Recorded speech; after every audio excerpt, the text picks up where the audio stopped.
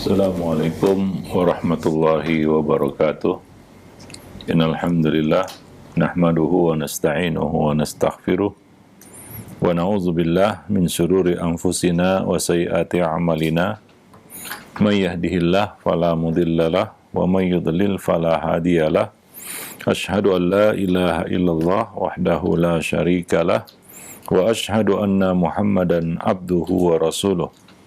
Ya ayyuhalladzina amanu ittaqullaha haqqa tuqatih wa la tamutunna illa wa antum muslimun wa ba'du. Para pemerhati roja, kaum muslimin dan muslimat yang dimuliakan Allah, bersyukur kita kepada Allah pada kesempatan siang ini kita kembali bertemu dalam program kajian Islam ilmiah. Kita masih bersama buku Talbis Iblis tulisan Ibnul Jauzi dan masih membicarakan seputar perilaku ataupun sikap kaum sufi di dalam hal makanan dan talbis iblis terhadap mereka di dalam hal tersebut.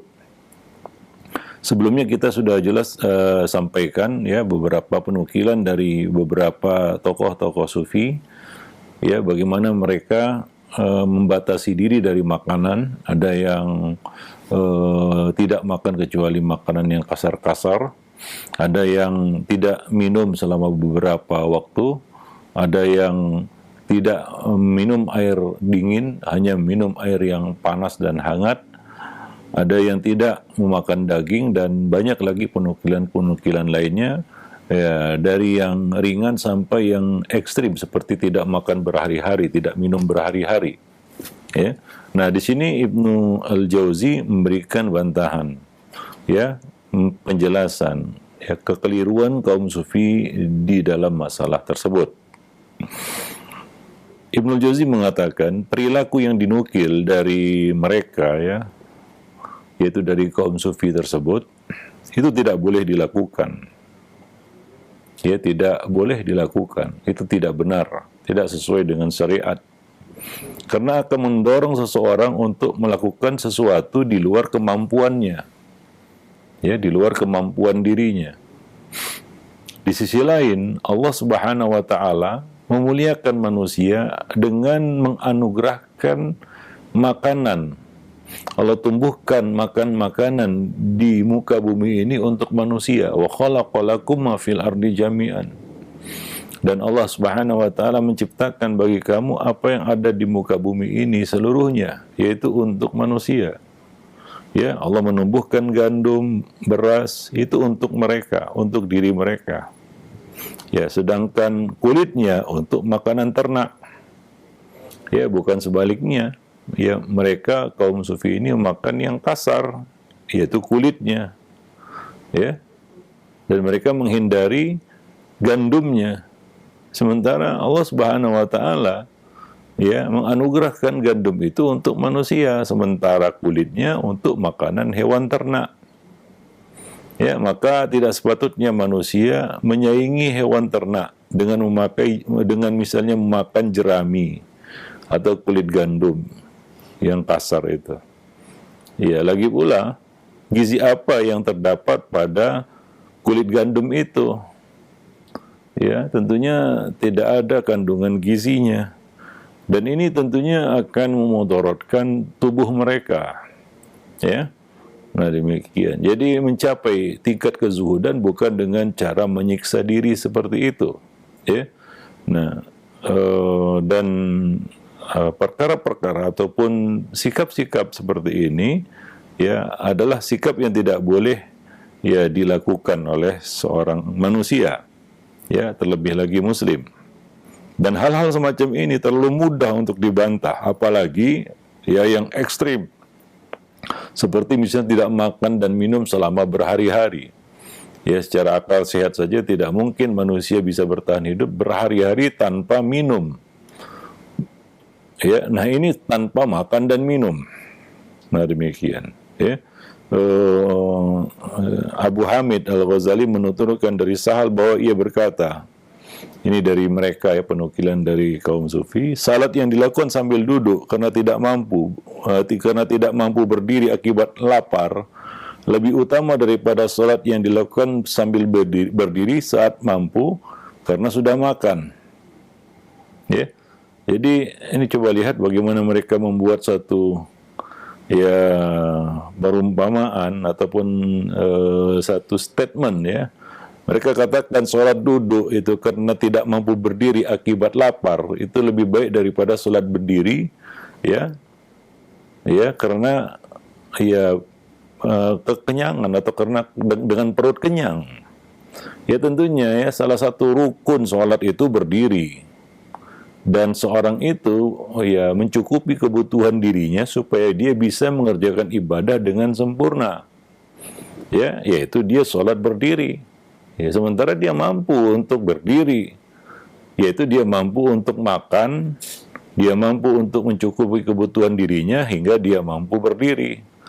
Sementara kaum sufi ini sengaja melaparkan diri sehingga mereka tidak mampu berdiri hingga sholat sambil duduk. Kata mereka, sholat sambil duduk karena lapar ini lebih baik katanya.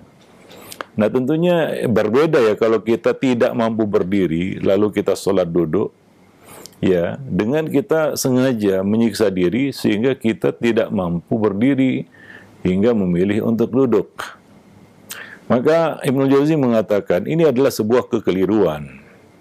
Yang benar, saat seseorang makan, minum, demi menguatkan tubuh agar mampu berdiri saat ibadah, yaitu misalnya saat sholat, maka makannya itu hukumnya adalah ibadah, ketaatan. Ya, karena dia lakukan itu agar dia bisa melakukan ketaatan, bisa mengerjakan kewajiban ibadah, yaitu sholat. Ya, jadi makannya itu terhitung ibadah. Sebab makan itu telah membantunya dalam melaksanakan ibadah dengan sempurna. Ya, nah demikian. Seperti yang kita sebutkan di dalam buku Panduan Amal Sehari Semalam, bahwa ada aktivitas-aktivitas duniawi ya yang apabila kita lakukan justru mendapat pahala. Salah satu contohnya disebutkan Nabi adalah jima. Untuk menjaga diri dari perkara yang haram, yaitu zina. Maka jima dengan tujuan itu justru berpahala, bahkan itu digolongkan sedekah.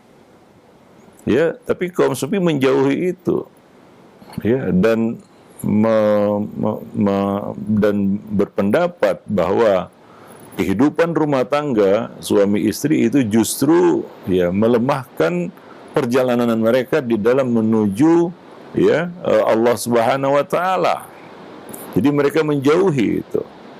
Mereka tidak mendatangi wanita, mereka membatasi diri dari makan dan minum. Karena mereka menganggap itu semua menghambat ya kezuhudan mereka. Nah, ini adalah suatu sikap yang ya tentunya nggak benar ya. Karena Nabi SAW ya melakukan semua itu. Kalaulah itu buruk dan bisa menghambat ya perjalanan seorang menuju kezuhudan, Nabi adalah pemimpin kaum zuhud. Beliau adalah orang yang paling zuhud. Beliau adalah orang yang paling takwa.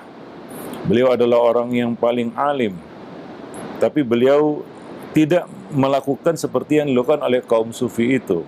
Ya, jadi perjalanan menuju Allah ya harus kita lakukan seperti perjalanan Nabi menuju Allah Subhanahu wa taala, ya. Bukan dengan waham ya, anggapan-anggapan ya atau klaim-klaim yang tidak ada dasarnya. Wallahu a'lam bishawab. Adapun pada kondisi seseorang berlapar-lapar, yaitu sengaja dia melaparkan dirinya, ya sengaja dia memilih lapar hingga akhirnya dia tidak mampu berdiri, lalu sholat sambil duduk, maka tindakan demikian telah mengakibatkan dirinya meninggalkan amal yang wajib, yaitu berdiri di dalam sholat. Ya, berdiri di dalam sholat itu rukun. Nggak boleh dia duduk sementara dia mampu berdiri. Ya, nah dalam hal ini dia meninggalkan sebuah kewajiban, yaitu kewajiban yang mencukupi kebutuhan diri agar dia dapat melaksanakan ibadah dengan baik. Ya, maka dari itu beliau mengatakan hal ini tidak boleh dilakukan.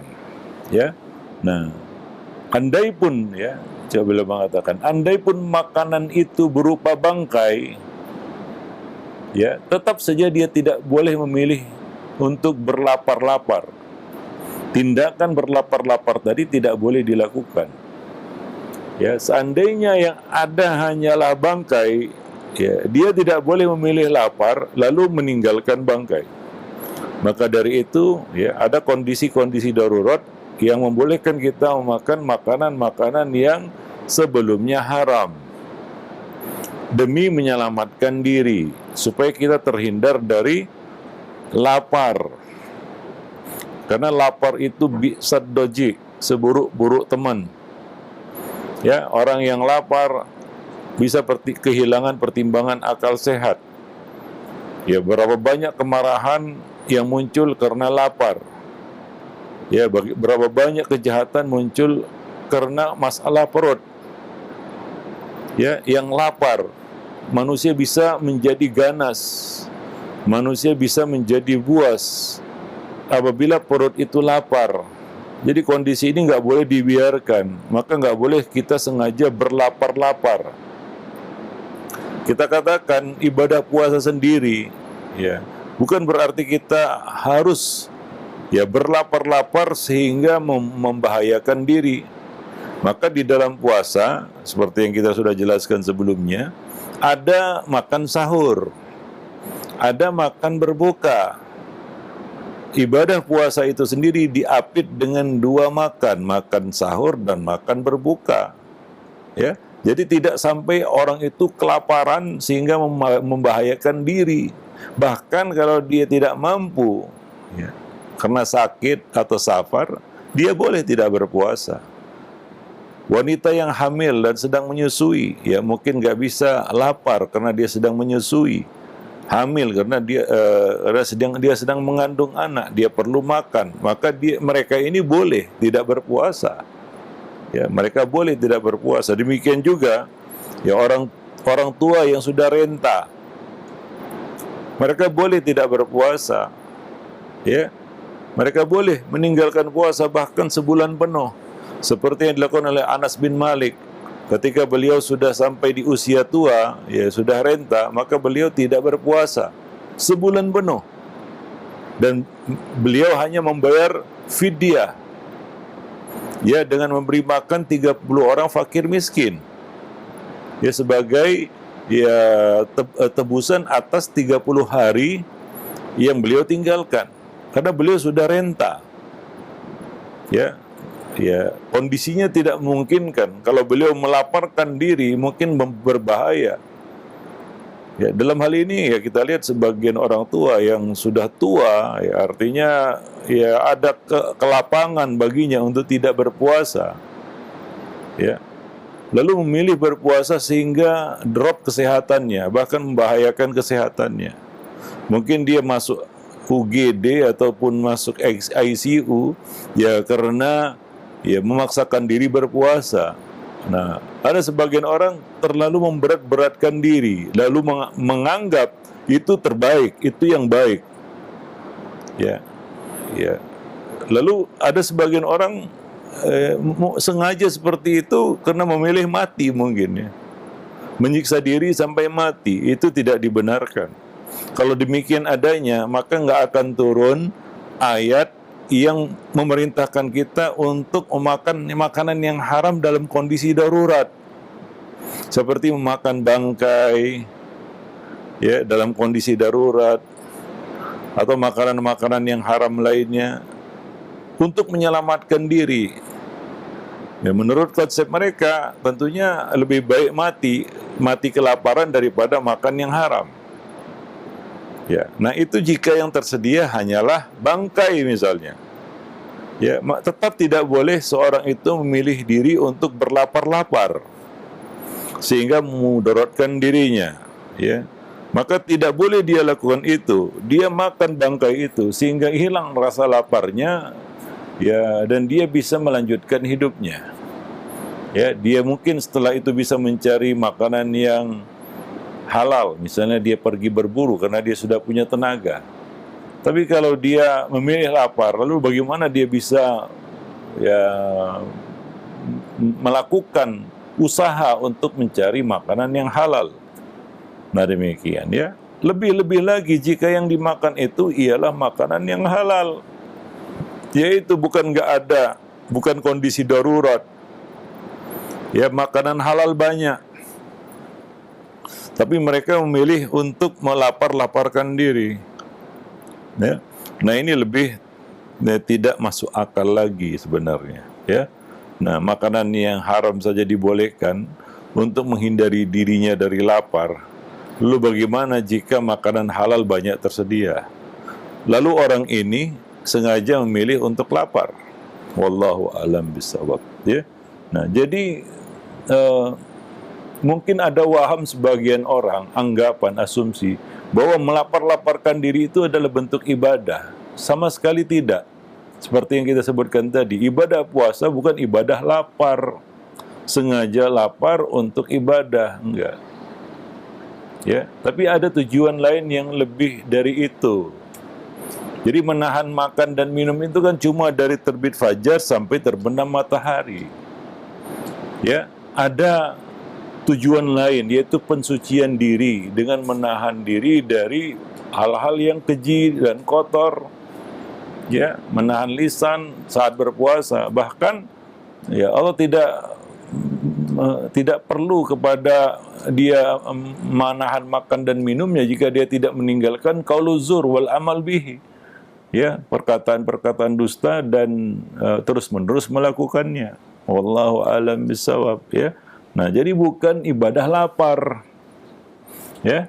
Nah, sholat sendiri, ya, kalau kita lapar dihidangkan makan, kita dahulukan makan, bukan sholat. Mungkin bagi mereka mendahulukan sholat, walaupun berlapar-lapar, sangat laparnya. Ya, walaupun makanan terhidang, mungkin mereka lebih memilih untuk lapar, sholat dalam kondisi lapar. Sementara Nabi mengatakan dahulukan makan sebelum sholat. Kalau kamu berhasrat untuk makan, yaitu memang betul-betul lapar, ya, sementara makanan sudah dihidangkan, maka kita dahulukan makan sebelum mendahulukan asya sebelum isya. Ya, mendahulukan makan sebelum sholat isya atau sholat. Ya, para pemerhati roja kaum muslimin dan muslimat yang dimuliakan Allah. Jadi lapar itu bukan ibadah. Menyengaja lapar itu, memilih lapar itu bukan ketaatan.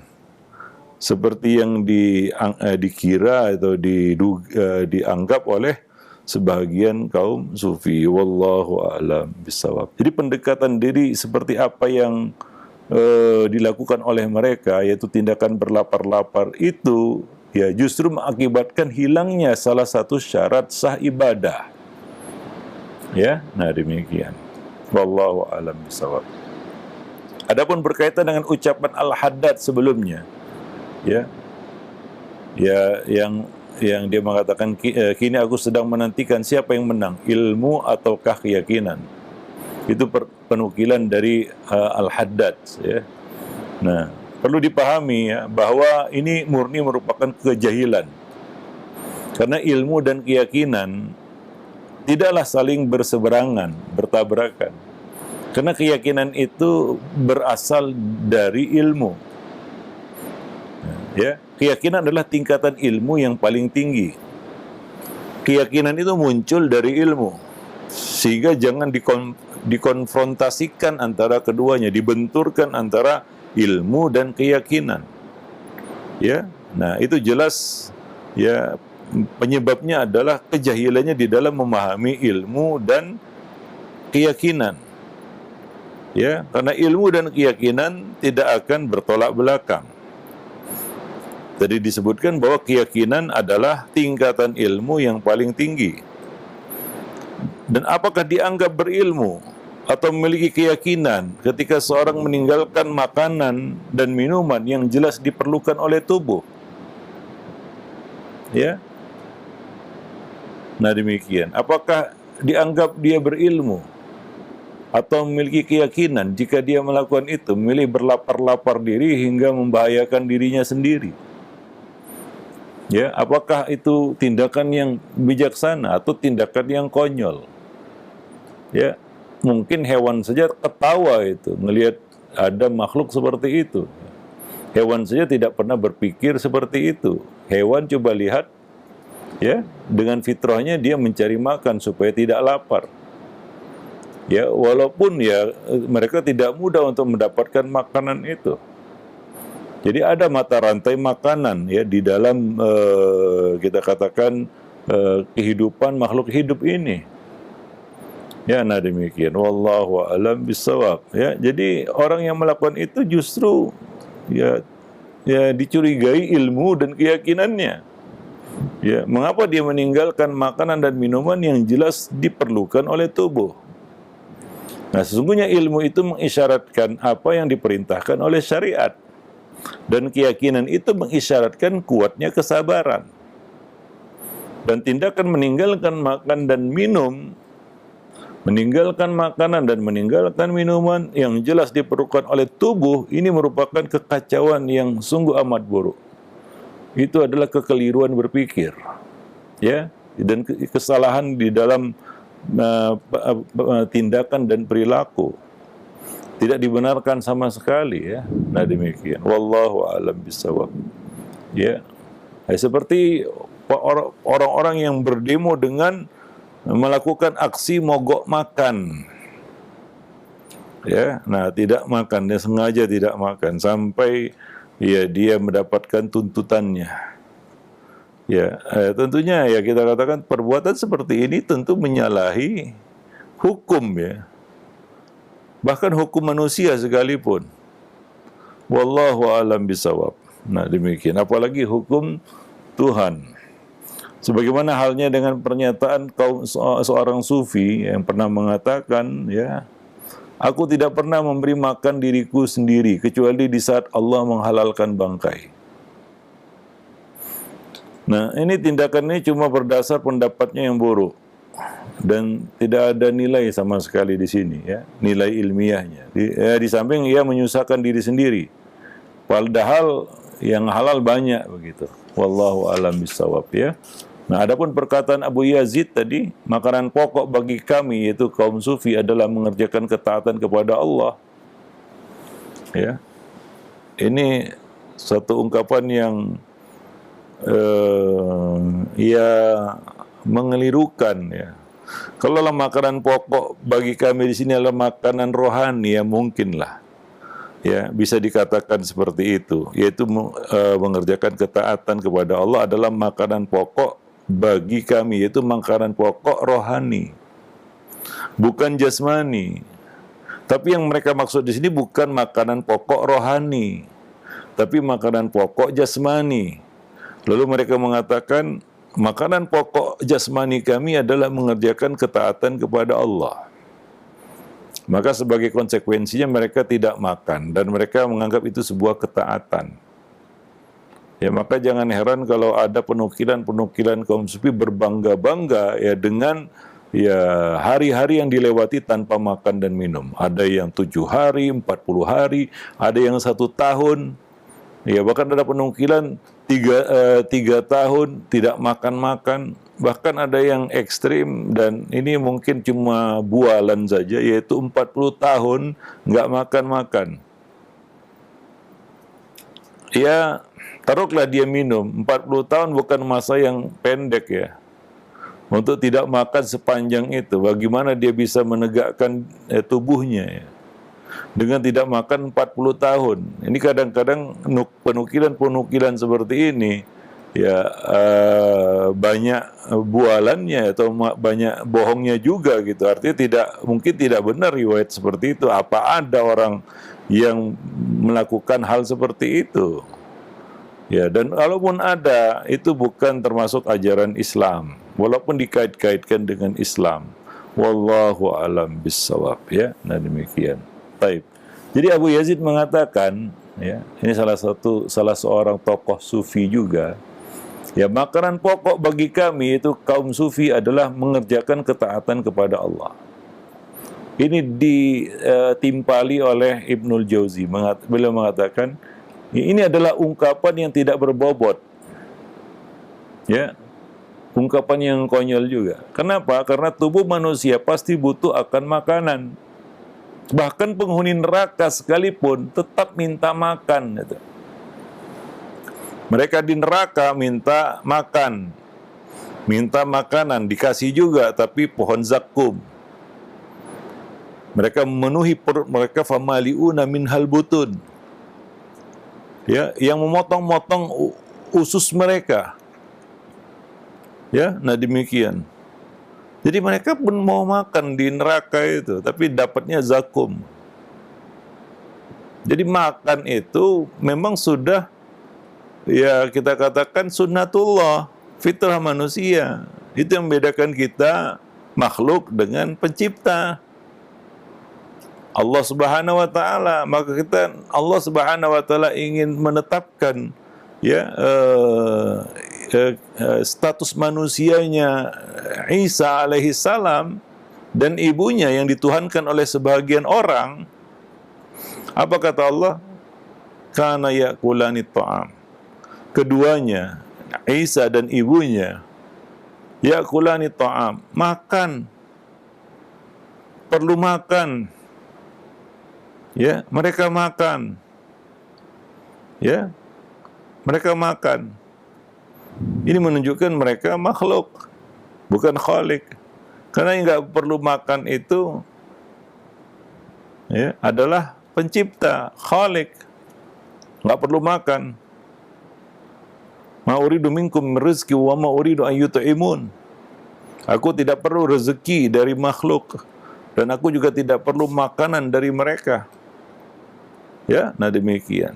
Taib. Jadi itu tindakan yang nggak dibenarkan secara akal, ya. Nah demikian. Taib. Jadi tubuh manusia perlu makan, pasti butuh makanan. Penghuni neraka saja minta makan itu di neraka.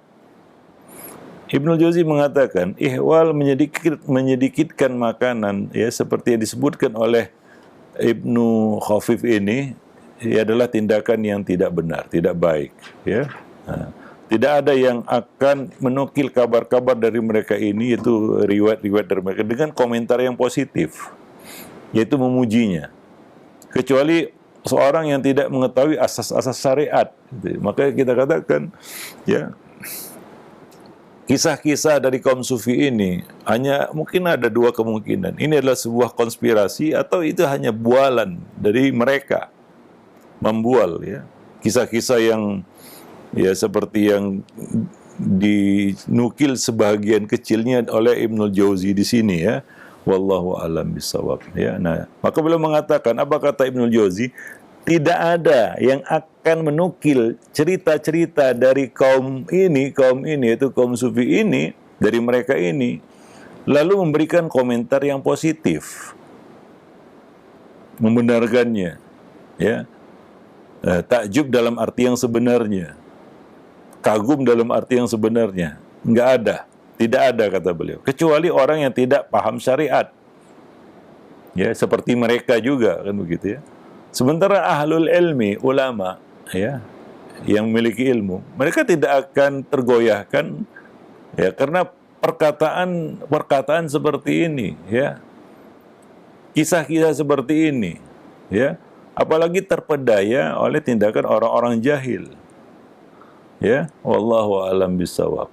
Nah, demikian. Jadi sikap mereka tidak makan daging ini tidak lain adalah paham Brahmana, ya, dari agama lain, ya, yang tidak membolehkan menyembelih hewan, terutama sapi, kan begitu. Nah, hingga mereka tidak makan daging, ya, memilih hidup vegetarian atau vegan, ya, itu bukan dari agama kita. Mungkin itu dari agama lain, tapi yang jelas itu bukan dari ajaran Islam. Walaupun ada sebagian kaum muslimin yang melakukannya. Wallahu a'lam bishawab. Karena Allah lebih mengetahui kebutuhan jasmani badan manusia. Oleh karena itulah Allah membolehkan makan daging yang halal, seperti daging sapi, daging unta, daging kambing, daging ayam, ya, daging ikan.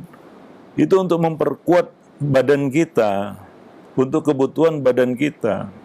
Makan daging itu menambah kekuatan, hingga kita bisa melaksanakan kewajiban. Sedang tidak makan daging itu dapat melemahkan kekuatan fisik, ya, dan dapat memperkeras, ya, kita katakan jiwa. Ya, karena terus-menerus dicambuk dengan hal-hal yang berat begitu. Wallahu alam bisawab. Maka dari itu Rasulullah memakan daging.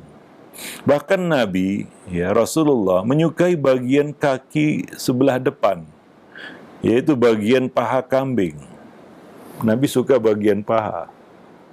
Nabi selalu makan bagian itu. Al-Hasan Al-Basri setiap hari membeli daging, makan daging. Ya, nah demikian. Itu tidak menghambat ya perjalanan seseorang di dalam meraih kezuhudan, dalam mendekatkan diri kepada Allah Subhanahu wa taala. Seperti itulah kebiasaan salaf. Ya, terkecuali yang miskin jarangnya makan daging karena faktor kemiskinan. Tapi kalau ada, maka coba lihat apa yang kita lakukan di Idul Adha, yaitu menyembelih sapi, menyembelih kambing. Ya, untuk apa? Salah satu untuk dimakan. Salah satu bagian yang kita lakukan dari hewan kurban kita, ada 3 bagian itu ya. Sebagian boleh disimpan, sebagian dibagi-bagi ya kepada yang memerlukan ataupun kepada fakir miskin, sebagian lagi dimakan ya sebagai makanan. Nah demikian Nabi menyembelih dan makan. Ya, beliau tidak makan pada hari Idul Adha hingga beliau menyembelih dan makan dari daging hewan sembelihan beliau. Jadi di Idul Adha kita makan daging. Lalu bagaimana kaum sufi? Apa mereka ngeliatin aja begitu? Ya, nggak dimakan itu daging. Ya, sementara yang disembelih apa? Bukan kita katakan menyembelih bayam atau sawi, enggak. Yang disembelih hewan ternak, sapi, kambing, unta, dan demikian ya. Wallahu a'lam bishawab. Nah demikian. Taib ya. Maka kalau tidak makan daging itu karena faktor kemiskinan, itu lain cerita. Wallahu a'lam bishawab ya. Nah demikian para pemerhati rojak, muslimin dan muslimat yang dimuliakan Allah ya. Sekelumit dari bantahan ya dari Ibnul Jauzi terhadap sikap ya sebagian sufi di dalam hal menahan diri dari makan dan minum ya. Wallahu a'lam bissawab. Maka sekali lagi di sini ya, kalau ada kaum muslimin, para pemirsa ya, dan para pemerhati roja sekalian yang memilih jalan pola hidup vegetarian, ya lebih bagus ya dibatalkan itu pola seperti itu atau ditinggalkan. Ya karena sebaik-baik petunjuk adalah petunjuk Nabi SAW. Itu berasal dari agama lain. Ya, ajaran Islam tidak ada yang mengajarkan seperti itu. Wallahu a'lam bishawab. Jangan haramkan sesuatu yang dihalalkan oleh Allah Subhanahu wa taala. Makan semua yang dihalalkan Allah, yang bermanfaat bagi manusia. Wallahu alam. Tapi karena kalau faktor kemiskinan atau karena faktor sakit, ya ada orang yang berpantang karena memang ada penyakit, ya itu mungkin bisa dimaklumi karena penyakitnya, karena faktor kemiskinannya. Tapi kalau kita mampu, nggak ada halangan, maka jangan menjauhi sesuatu yang dihalalkan Allah. Allah suka kita mengambil keringanannya, sebagaimana Allah suka kita melaksanakan kewajibannya. Ya, nah demikian. Taib. Subhanakallah bihamdik, asyhadu an la ilaha illa anta, astaghfiruka wa atubu ilaik. Assalamualaikum warahmatullahi wabarakatuh.